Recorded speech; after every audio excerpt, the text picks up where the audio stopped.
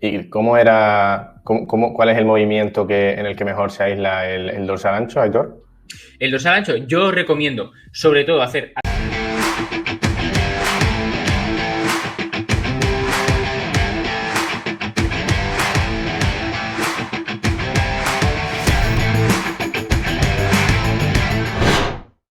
Del hombro. ¿Cómo es eso de que el deltoides posterior le quita mucho trabajo al dorsal? Tenemos que entender que el dorsal no es un músculo pensado para generar mucha fuerza. Si nos fijamos un poco en su estructura, es un músculo que es muy largo porque las piezas que lo componen son muy largas, pero no son muy gruesas. Entonces, ¿qué tenemos? Tenemos un músculo que es muy rápido a la hora de moverse, porque al ser largo se contrae muy rápido, pero luego no es muy fuerte. Entonces, no podemos pretender que al hacer un ejercicio de tirón, ¿vale? Por ejemplo, un jalón o un remo, el que más contribuya sea el dorsal, porque no tiene fuerza. Entonces, hay una serie de músculos ahí dispuestos que hacen los mismos gestos simplemente por echar un cable, porque el dorsal no es muy fuerte. Y ahí tenemos el deltoides posterior, que es súper importante, tenemos el redondo mayor, que también es muy importante, y sobre todo esos dos. Y luego habrá otros que en menor grado, mucho menor grado, también echan un cable.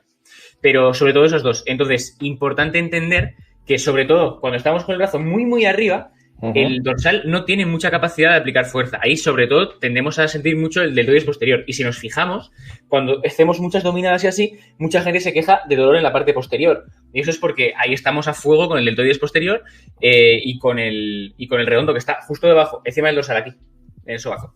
Entonces, entendemos que hay que intentar combinar los dos porque no es malo trabajar el deltoides posterior, pero Eso. el dorsal no va a entrar siempre. ¿Y cómo era, cuál es el movimiento en el que mejor se aísla el dorsal ancho, Aitor? El dorsal ancho, yo recomiendo, sobre todo, hacer aducciones, o sea, no solo traer el brazo hacia nosotros desde aquí adelante, sino también desde el lado, ¿vale?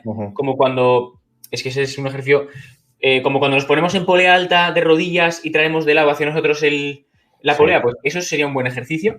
Luego también hacer remos y dominadas si también están bien, pero teniendo en cuenta que el deltoides contribuirá en la parte inicial. Y yo es lo que más veo. Importante también, hacer pequeños giros con la espalda hacia el lado, hacia el que se dobla el brazo, porque ahí, haciendo ese gesto, también metemos mucho dorsal. Eso cuando los hagamos en unilaterales, ese sí lo subí una publicación de ese ejercicio. Sí. Y de hecho, mucha gente lo hace de forma intuitiva porque se han dado cuenta de que lo sienten más. Y lo sienten más porque contribuye más. Genial, genial. Yo eso, para que veáis también que al final la intuición, yo siempre decía que en el pullover le decía a la gente, sube, sube, sube, que ahí lo vas a notar el dorsal bien. Y lo notas, pero por elongación simple, no por activación, ¿sabes? Entonces, claro, yo, bro de mí, decía, sube, sube, sube, sube. Y claro, en verdad, al final, pues hay cosas que como no las sepas así, es normal que te pienses eso, ¿no? No, y que luego, si por cualquier razón tú has aprendido a activar muy bien el dorsal cuando está arriba, por mucho que no contribuya, algo de estímulo se está llevando. Entonces, yo no quiero tampoco que la gente sea súper, súper nazi con lo que yo digo, porque todo se puede debatir y si a ti te va bien, pues te va bien. Lo mismo que eso, lo que comentábamos antes, Roberto Amorosi le va muy bien todo el tema de básicos muy pesados y él lo recomienda y le va a ir bien a muchísima gente. Y además, y otra cosa interesante es que, por ejemplo, porque la gente también me conoce porque yo he seguido mucho a Power Explosive y él siempre decía que en las tracciones, que los hombros, que los codos vayan lo más para adentro posible por salud de hombro y siempre lo decía así, pero claro, realmente si tú tienes una buena salud de hombro o si tú en el resto de tus ejercicios lo haces bien, pues te puede venir mejor bajar por aquí en dominadas o jalones por esa hipertrofia y ese aislamiento del dorsal, ¿sabes?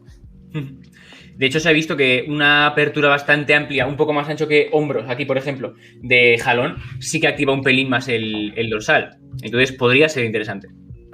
Eso lo comentaba Roberto en el curso de experto en culturismo natural y decía que puedes tener algo más de activación, pero claro, como al final tienes menor rango de movimiento porque abres más las manos y el rango de movimiento es menor y decía pues que al final, porque se puede quedar igual al final, ¿sabes? Más que por rango de movimiento, yo diría porque, uno, el medir la activación, salvo que las diferencias sean abismales, no tiene sentido basarnos en ella. Y en segundo lugar, porque yo valoro mucho más que un poco más de activación que yo esté cómodo haciendo el ejercicio, que pueda progresar en él. Eso es lo que más me interesa. El rango de movimiento no me parece algo tan relevante en este caso. Yo creo que es más importante que esa persona esté cómoda. Si yo abriendo las manos, vale, tengo más activación teóricamente, pero me encuentro incómodo y no estoy progresando a gusto, cierra las manos y ya está. Si es que no hay ningún problema. ahí tenemos que hacer que los atletas estén a largo plazo. Y para que estén a largo plazo tienen que progresar. Para que progresen, tienen que hacer las cosas que les gusten y que estén cómodos haciéndolas. Exactamente, muy buen punto ese. Es que al final un 2, 3, 4% de activación, al final es una repetición más en el fondo. O sea, que luego, si es que si entrenas al fallo yendo aquí, tampoco va a haber una diferencia casi nada, ¿no? Otra cosa ya sería que viésemos diferencias de un 10-20% en activación. Ahí ya estamos hablando de diferencias bastante grandes. Pero es que no hemos comentado eso. O sea, realmente en el jalón la diferencia era mínima. No sé si era un 1% o 0,5%. Era muy, muy pequeña.